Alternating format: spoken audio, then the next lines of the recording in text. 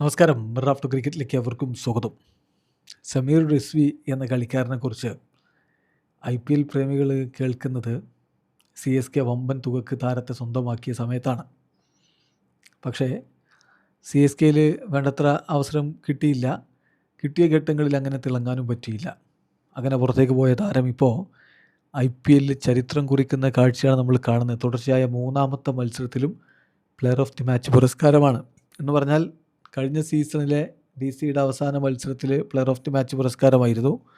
അതിനുശേഷം ഇപ്പോൾ back to back player of the match പുരസ്കാരങ്ങൾ നേടിയിരിക്കുന്നു. IPL ചരിത്രത്തിൽ only 7 others have done so and no one has gone beyond. IPL ചരിത്രത്തിൽ ഇതിനു മുമ്പ് 7 പേര് ഇങ്ങനെ 3 കളികളിൽ തുടർച്ചയായിട്ട് പ്ലെയർ ഓഫ് ദി മാച്ച് പുരസ്കാരങ്ങൾ കിട്ടിയവരുണ്ട്. പക്ഷേ ആരും തുടർച്ചയായി 4 കളികളിൽ നേടിയിട്ടില്ല. റിസ്വി അത് നേടുമോ എന്നുള്ളതാണ് ഇനി കണ്ടറിയേണ്ടത്. ഇപ്പോൾ ഈ സീസണിലെ 2 റൗണ്ട് മത്സരങ്ങളാവുന്നേ ഉള്ളൂ. അപ്പോൾ നമ്മൾ ഓറഞ്ച് ക്യാപ്പ് ആരുടെ തലയിലാണെന്ന് നോക്കിയാൽ അത് സമീർ റിസ്വിയുടെ തലയിലാണ്. 2 കളികൾ 2 ഇന്നിങ്സ് 160 റൺസ് അദ്ദേഹം അടിച്ചു കഴിഞ്ഞു. ഹയസ്റ്റ് സ്കോർ കഴിഞ്ഞ ദിവസത്തെ 90 ആവറേജ് 160 98 ബോളുകളാണ് ഫേസ് ചെയ്തത്. ആ ബാറ്റിൽ നിന്ന് 2 അർദ്ധ സെഞ്ചുറികൾ വന്നു കഴിഞ്ഞു. 12 ഫോറുകളും 11 സിക്സറുകളും പിറക്കുകയും ചെയ്തു. യെസ്, അവൻ മാരക ഫോമിലാണ്. അതാണ് DCയെ ഈ 2 കളികളിലും അനായാസ വിജയത്തിലേക്ക് കൊണ്ടുപോയത് എന്നത് പറയാതെ വയ്യ. ഇന്നലത്തെ കളിയുടെ കാര്യത്തിലേക്ക് വന്നാൽ ആദ്യം ബാറ്റ് ചെയ്ത മുംബൈ ഇന്ത്യൻസ് നിശ്ചിത 20 ഓവറുകളിൽ 162 റൺസാണ് അടിച്ചത്, 6 വിക്കറ്റ് നഷ്ടത്തിൽ. മറുപടി ബാറ്റിങ്ങിൽ 18.1 ഓവറുകളിൽ 4 വിക്കറ്റ് നഷ്ടത്തിൽ വിജയലക്ഷ്യം മറികടന്നു. DC അങ്ങനെ 11 പന്തുകൾ ശേഷിക്കെ 6 വിക്കറ്റിൻ്റെ വമ്പൻ വിജയം അവർ സ്വന്തമാക്കുകയും ചെയ്തു. കളിയിൽ എന്താ സംഭവിച്ചത്? ആദ്യം ബാറ്റ് ചെയ്ത മുംബൈ ഇന്ത്യൻസിന് വേഗത്തിൽ സ്കോർ ചെയ്യാൻ പറ്റുന്നുണ്ടായിരുന്നില്ല. അതിൻ്റെ കാരണം എന്താ? അതിൻ്റെ കാരണം വളരെ കൃത്യമായിരുന്നു. സ്ലോ ബാക്ക് സോയിൽ പിച്ചായിരുന്നു കോട്ട്ല സ്റ്റേഡിയത്തിൽ ഉണ്ടായിരുന്നത്. പിന്നെ ഹാർദിക് പാണ്ഡ്യ അൺവെല്ലായപ്പോൾ സൂര്യകുമാർ യാദവാണ് അവരുടെ ക്യാപ്റ്റനായിട്ടുണ്ടായിരുന്നത്. സോ പാണ്ഡ്യ ഇല്ലാത്തത് ഡെത്ത് ഓവറുകളിൽ റണ്ണടിക്കുന്നതിന് അവർക്ക് തടസ്സമായി മാറുകയും ചെയ്തു. സൂര്യകുമാർ യാദവ് ബാറ്റർ എന്ന നിലയിൽ മികച്ച പ്രകടനം നടത്തിയിട്ടുണ്ട്. 36 പന്തിൽ നിന്ന് അദ്ദേഹം 51 റൺസ് അടിച്ച് ടോപ്പ് സ്കോററായി. മറ്റാർക്കും ആ പിച്ചിൽ അങ്ങനെ വേഗത്തിൽ സ്കോർ ചെയ്യാൻ പറ്റിയില്ല എന്ന കാര്യം കൂടി ശ്രദ്ധിക്കണം. DCയുടെ കാര്യത്തിലും തുടക്കത്തിൽ നല്ല രൂപത്തിലല്ല അവരുണ്ടായിരുന്നത്. KL രാഹുലും നിതീഷ് റാണയും പെട്ടെന്ന് മടങ്ങി. പക്ഷേ പത്തുൻ നിസാങ്കയുടെ കൗണ്ടർ അറ്റാക്കാണ് കാര്യങ്ങൾ അവർക്ക് അനുകൂലമാക്കി തുടക്കത്തിൽ തിരിച്ചത്. പിന്നീട് കാര്യങ്ങൾ റിസ്വി അങ്ങേറ്റെടുക്കുകയായിരുന്നു.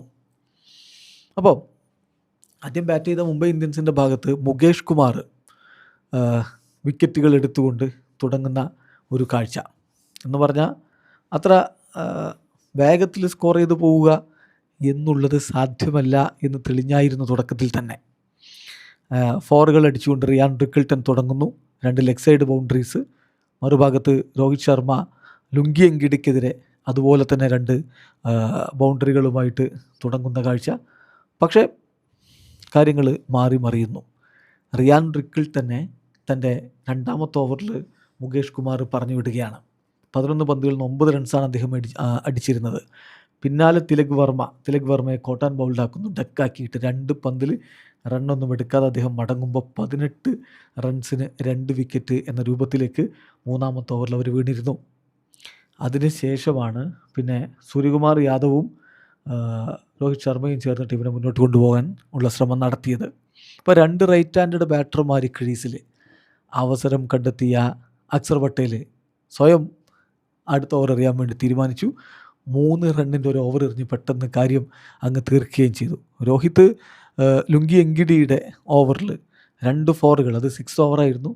6th ഓവറിൽ 2 ഫോറുകൾ അടിച്ചു. അങ്ങനെ വന്നപ്പോൾ നോക്കുക, അവരുടെ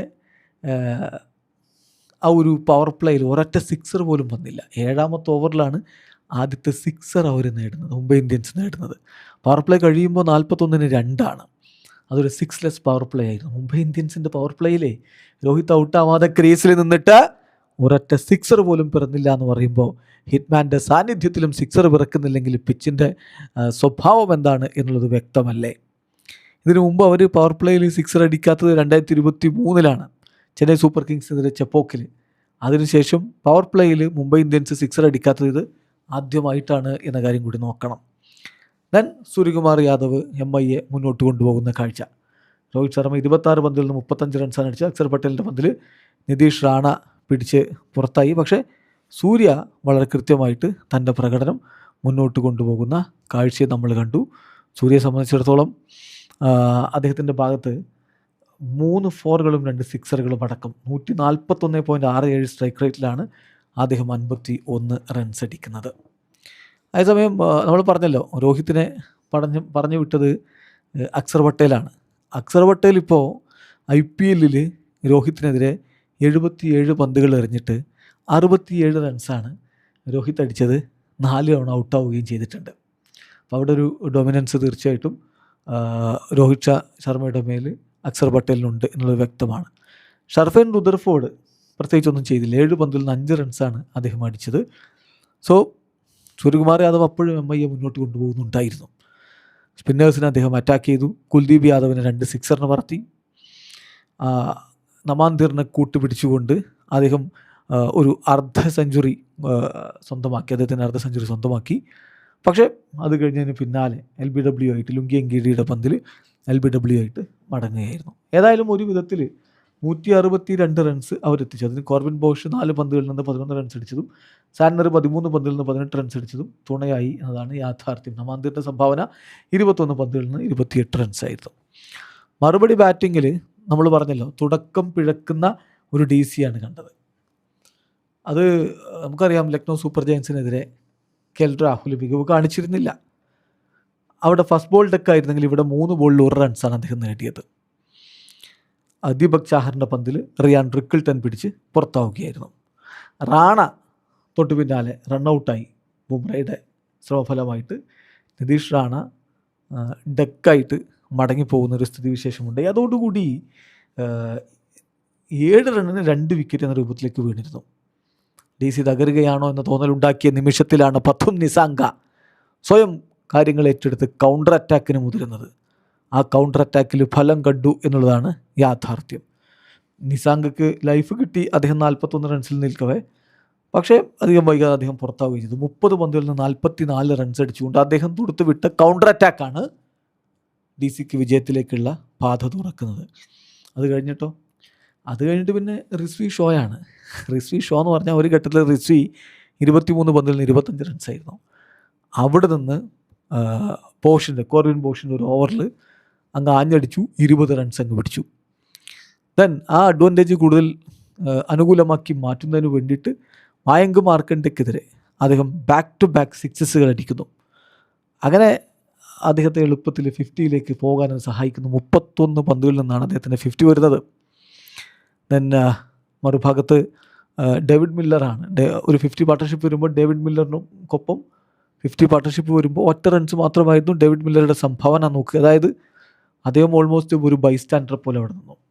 പിന്നെ ഉണ്ടായിരുന്ന ചോദ്യം, കളി 15 ഓവർ എത്തുമ്പോഴേക്കും കളി കൊണ്ടുപോകും DC എന്നുള്ളത് വ്യക്തമായിരുന്നു. പിന്നെ ഉണ്ടായിരുന്ന ചോദ്യം, സെഞ്ചുറിയിലേക്ക് എത്താൻ റിസ്വിക്ക് കഴിയുമോ എന്നുള്ളതാണ്.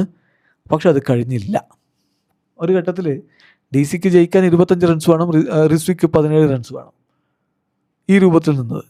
പിന്നീട് അത് 90 റൺസിലേക്ക് അദ്ദേഹത്തിൻ്റെ സ്കോർ എത്തിയതിന് ശേഷം അദ്ദേഹം മറ്റൊരു ബിഗ് ഹിറ്റിന് ശ്രമിച്ചു. പക്ഷേ ഇത്തവണ വീണുപോയി. 90 റൺസ് കോർബിൻ ബോഷിൻ്റെ പന്തിൽ തിലക് വർമ്മ പിടിച്ച് പുറത്തായി. 90 റൺസ് അദ്ദേഹം അടിച്ചിടത്താണ് DCയുടെ ഈ വിജയം കുറിക്കപ്പെടുന്നത്. ഡേവിഡ് മില്ലർ 18 പന്തുകളിൽ നിന്ന് 21 റൺസുമായിട്ടും സ്റ്റബ്സ് 3 പന്തുകളിൽ 4 റൺസുമായിട്ടും ക്രീസിൽ തുടരുകയും ചെയ്തു. എന്തായാലും കളി ഒടുവിൽ 11 പന്തുകൾ ശേഷിക്കെ 6 വിക്കറ്റിന് വിജയിച്ച് കയറി DC. ഇതോടുകൂടി 2 കളികൾ 2 വിജയിച്ച് 4 പോയിൻ്റ് DC പോയിൻ്റ് പട്ടികയിൽ 2ാം സ്ഥാനത്താണ്. തീർച്ചയായിട്ടും റിസ്വിയാണ് ഈ കളി അവർക്ക് അനുകൂലമാക്കി മാറ്റിയത്. അനുകൂലമാക്കി എന്ന് പറഞ്ഞാൽ അതുവരെ ബുദ്ധിമുട്ടെന്നല്ല, പൂർണ്ണമായും അനുകൂലമാക്കി മാറ്റിയത്. വീഡിയോ അവസാനിക്കുന്നു. ക്രിക്കറ്റ് ലോകത്തെ കൂടുതൽ വിശേഷങ്ങളുമായി റഫ്ലക്സിൽ എത്താം.